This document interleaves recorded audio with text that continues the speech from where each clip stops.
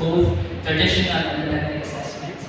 And lastly, they're going to develop one's own authentic assessment based on the lesson. So I asked them to submit a rubric for authentic assessment. So falls under tier 8. This objective involves synthesizing knowledge and creating a new product, in this case, an authentic assessment designed for a specific lesson. It requires a higher cognitive level of creativity and application. And that's all.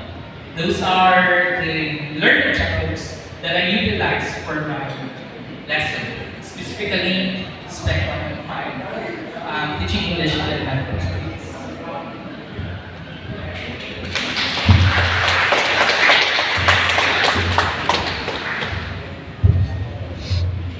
Thank you so much, sir, for that very comprehensive presentation. I know everyone is looking at and listening to what has been presented on the screen. My impression is this one. Yep, you have delineated the lesson, the different lessons that are to be taken in language arts teaching. But before my general impression, sir, may I ask, where can I find in those listed lessons the lesson presentation? The lesson presentation. Asa lapit ako makita, sir? Sa imo ang lists of lessons. Di ba you have listed lesson 1 up to lesson 15? Yes. Lesson 15. Which lesson were lesson presentation is expected? Lesson presentation from the students. Asa lapit ato ng mga lessons? I'm talking about the demonstration teaching. Actually, sir, yes, that's one of the requirements. They're going to, instead of having these semesters, instead of having final examination, they should perhaps do a demonstration teaching. However, due to some time constraint because of university week, so instead of that, we have a unit test, and then I asked them to submit. Yeah, but I presume that this portion or this part or this kind of lesson should have been integrated in the syllabus. No? So as I'm looking forward of where I could possibly find that demonstration teaching of teaching language arts. I'm looking forward of the lists where you will be introducing micro teaching, team teaching, or individual teaching.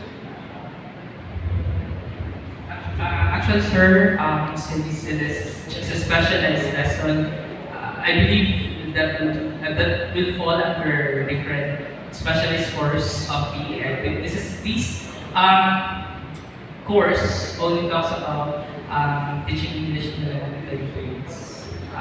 Specifically English. What I have discovered as part of the curriculum quality audit, the curriculum quality audit. But however, I appreciate, sir, the presentation of yours on language arts teaching, delineating the different lessons and the corresponding objectives. What have you noticed? There are lessons of which the 6 levels of cognitive domain are not written, are not underscored. No? In fact, a lesson has 2 objectives, and there is a lesson that has only 3 objectives. No? There is a lesson that the objective is only to measure the understanding and the remembering ability of the learners.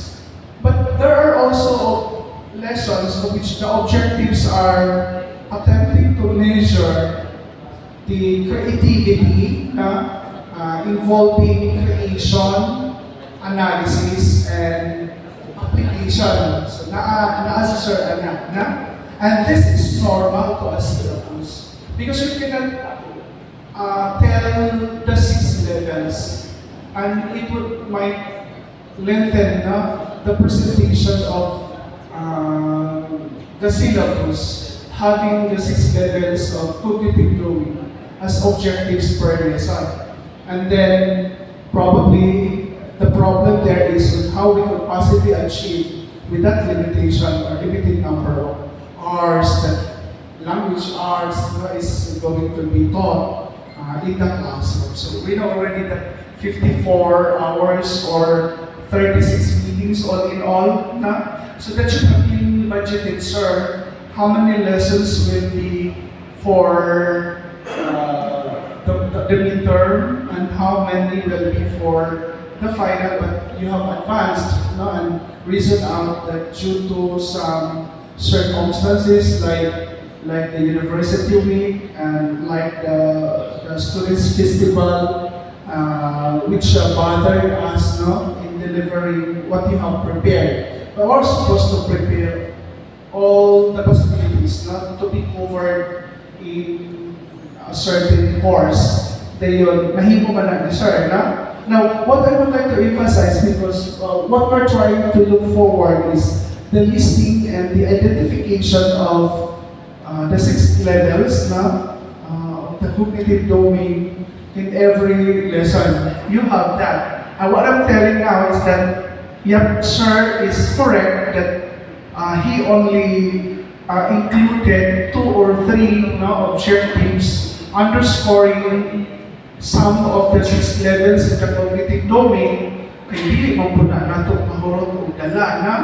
Okay. Now, in relation to the preparation of the table of specification, yeah, because in the table of specification, when you will make it, you're gonna have also to look at the syllabus, and somehow, So, because the objectives are not mag-una contained in dyan the ka sa syllabus, present. measuring the analysis, the creating, the analyzing, and the evaluating. So dapat na dyan ka, permi. Oo, tinood. Sa creating, kung wala kay creating ka na. TOS preparation, there are items allocated for these levels.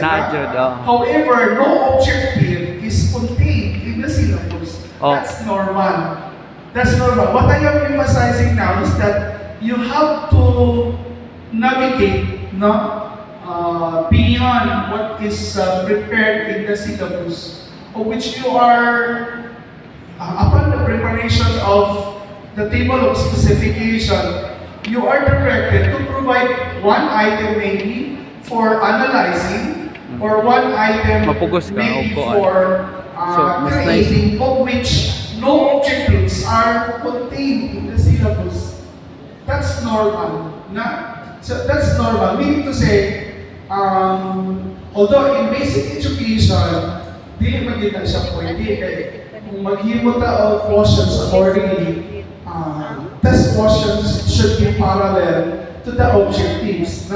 But in our case, we are imagining of objectives not written in the syllabus, but you were able to present that in the classroom. Meaning to say, you are getting beyond of what you have prepared in the tertiary instruction level. And that is commonly happening. Mahitabo dyan na siya in this case. Kaya ang pag-prepare dun sa syllabus, even when I look at the national syllabi prepared by the research center, if I may present corresponding to yours, sir, these are very specific. Yun siya, assessment of learning, depth-based, teaching language arts based on depth processes. Doon natin mga reservation na. Have you been in depth, sir, prior to your MSU? Sa one, sir, sa primary, sa Tenengo for yeah, it would be nice in your case. But what about for a language teacher with no experience in depth ed,